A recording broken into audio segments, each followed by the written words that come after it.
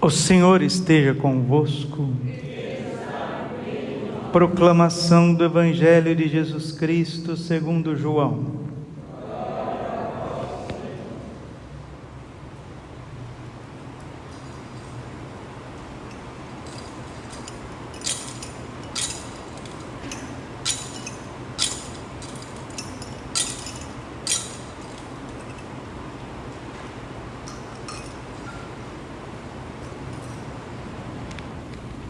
Naquele tempo disse Jesus aos judeus: em verdade vos digo, se alguém guardar a minha palavra, jamais verá a morte. Disseram então os judeus: agora sabemos que tens um demônio. Abraão morreu e os profetas também, e tu dizes: se alguém guardar a minha palavra, jamais verá a morte. Acaso és maior do que nosso pai Abraão, que morreu como também os profetas? Que pretendes tu ser? Jesus respondeu: se me glorifico a mim mesmo, minha glória não vale nada. Quem me glorifica é o meu Pai, aquele que vós dizeis ser o vosso Deus. No entanto, não o conheceis, mas eu o conheço, e se dissesse que não o conheço, seria um mentiroso como vós. Mas eu conheço e guardo a sua palavra. Vosso pai Abraão exultou por ver o meu dia. Ele o viu e alegrou-se. Os judeus disseram-lhe então: nem sequer 50 anos tens e viste Abraão? Jesus respondeu: em verdade vos digo, antes que Abraão existisse, eu sou. Então eles pegaram em pedras para apedrejar Jesus, mas ele escondeu-se e saiu do templo. Palavra da salvação. Ave Maria, cheia de graça, o Senhor é convosco. Bendita sois vós entre as mulheres, bendito o fruto do vosso ventre, Jesus. Santa Maria, Mãe de Deus, rogai por nós, pecadores, agora e na hora de nossa morte. Amém. Vinde, Espírito Santo, vinde por meio da poderosa intercessão do Imaculado Coração de Maria, vossa amadíssima esposa. Podemos sentar um pouquinho.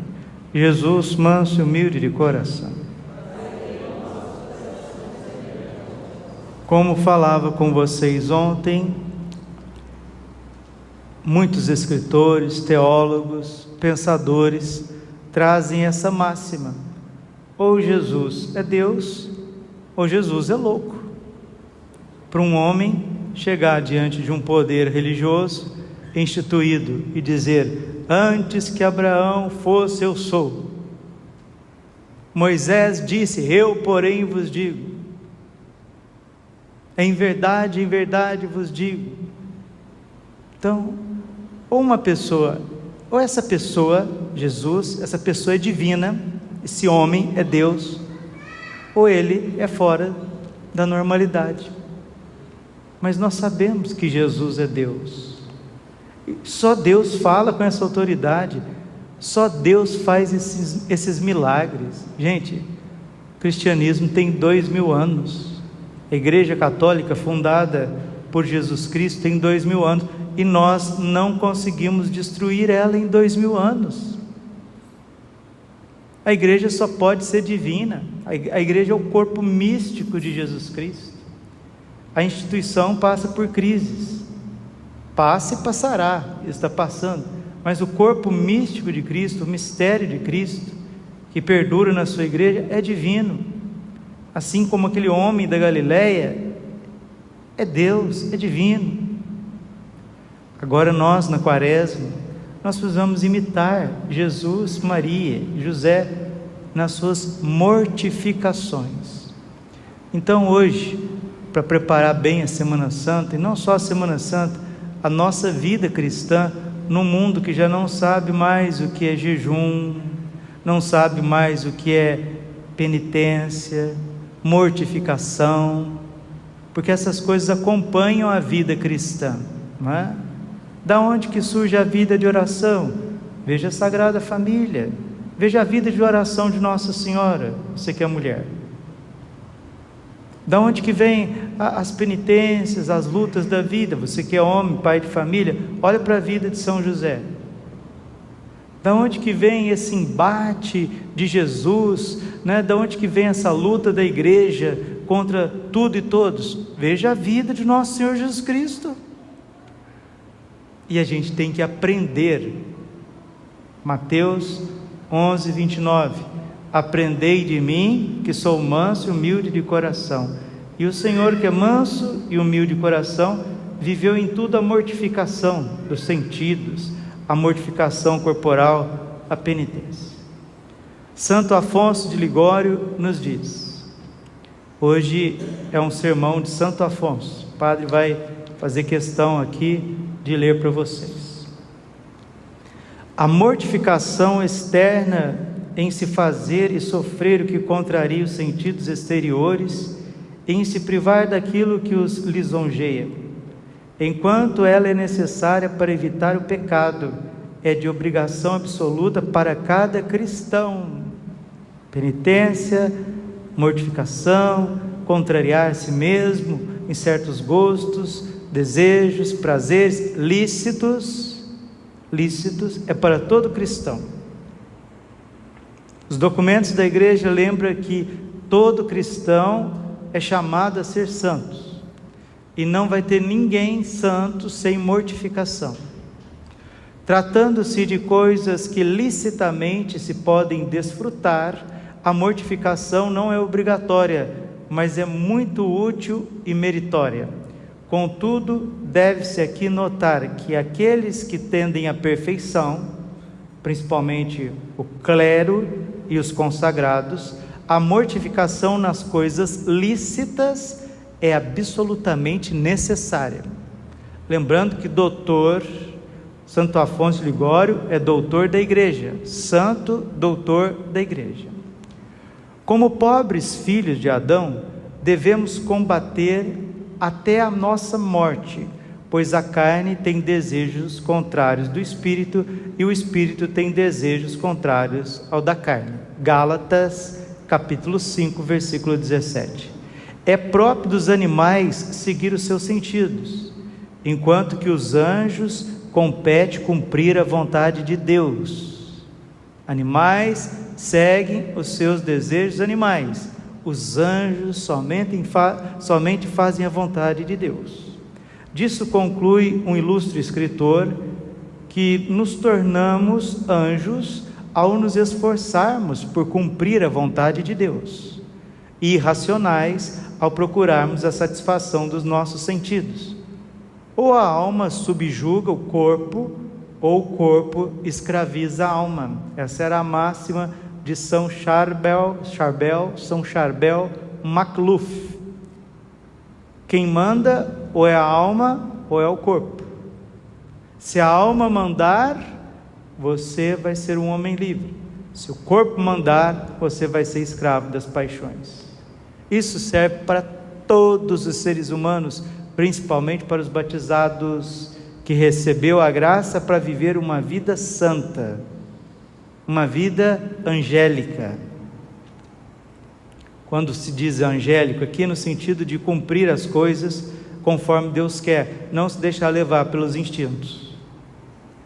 Em vista disso, devemos tratar o nosso corpo como um cavaleiro trata um cavalo bravo, puxando-lhe fortemente a rédea para que não o derrube, ou como médico que, estando a tratar um pobre doente, prescreve remédios que lhe são desagradáveis e proíbe-lhe de comidas e bebidas nocivas que ele apetece e quer ingerir. Sem dúvida alguma, seria cruel um médico que autorizasse o doente a deixar os remédios prescritos por serem amargos e tomar outros nocivos porque lhes são apetecíveis.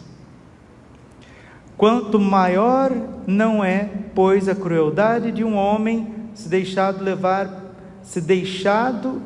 levar pelos seus sentidos, que quer poupar ao seu corpo todos os desgostos nesta vida e expor assim a sua alma e o seu corpo ao perigo de ter de sofrer penas imensamente maiores por toda a eternidade.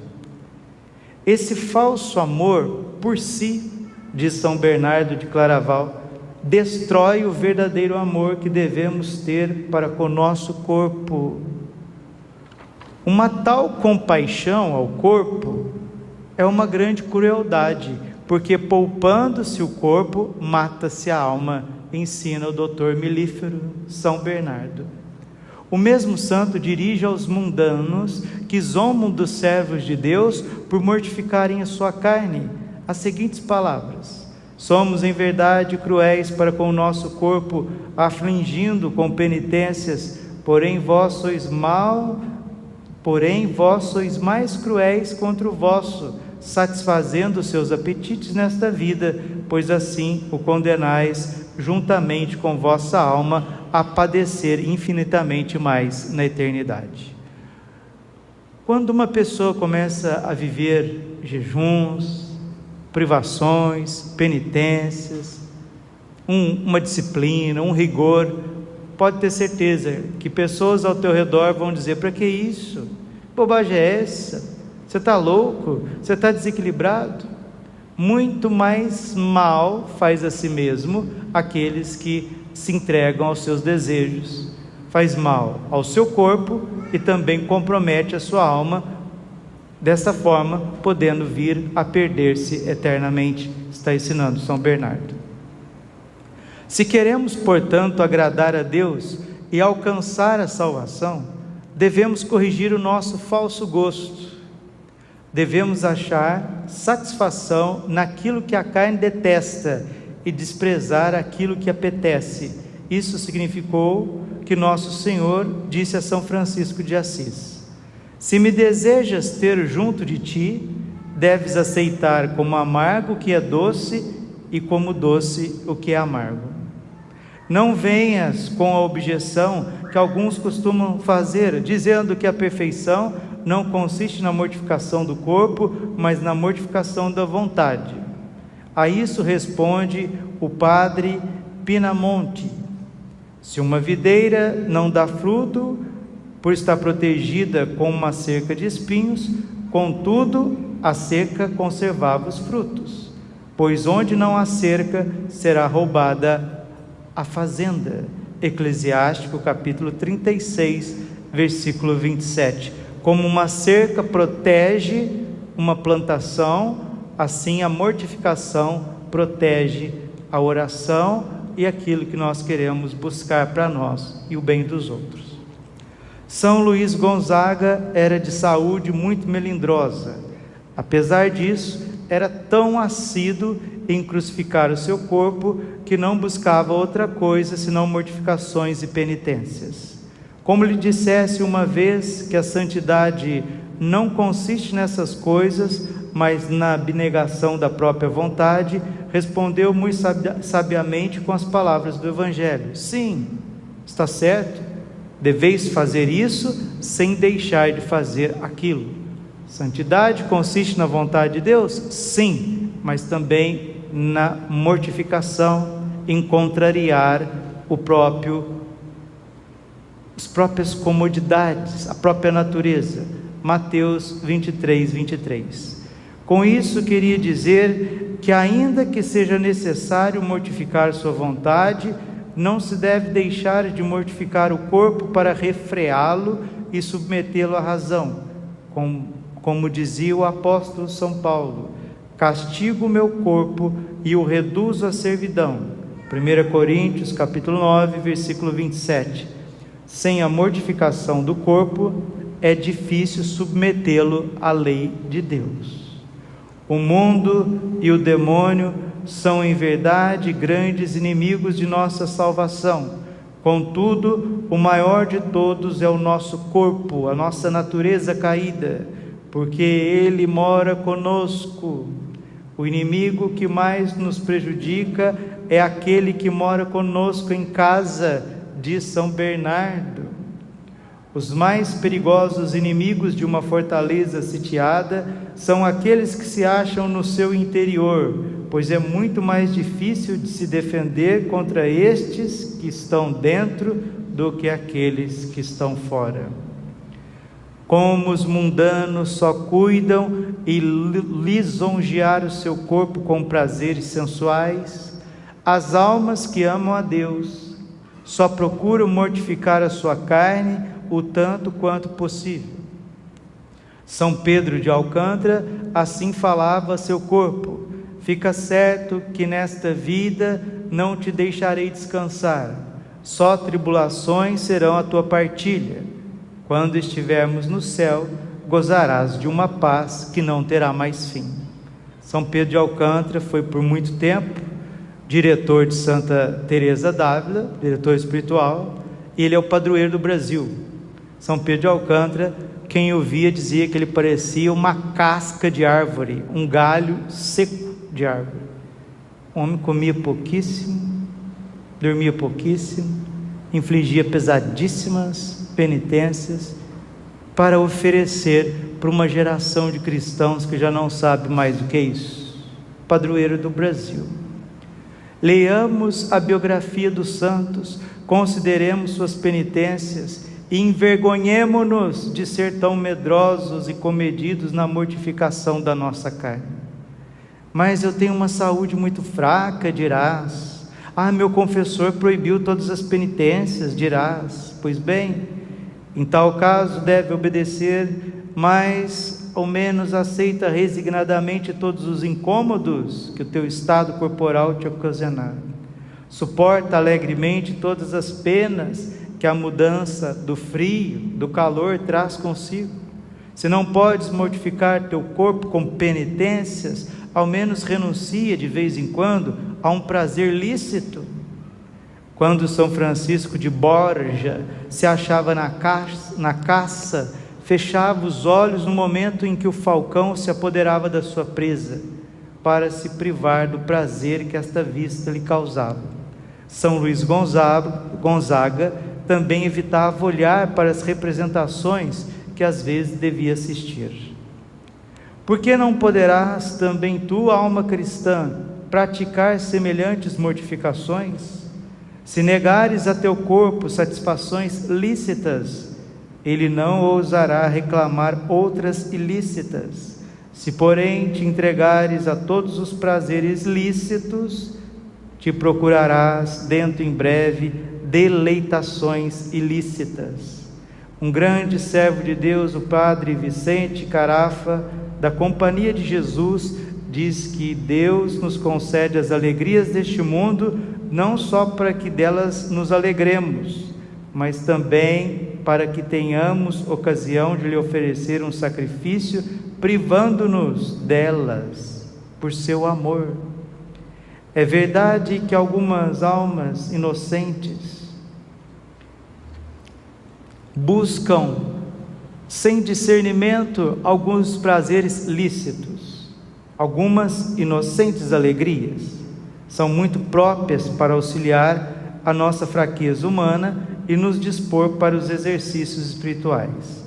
Contudo, deve-se estar persuadido que os prazeres dos sentidos por si são venenos para a alma, porque eles aprendem as criaturas.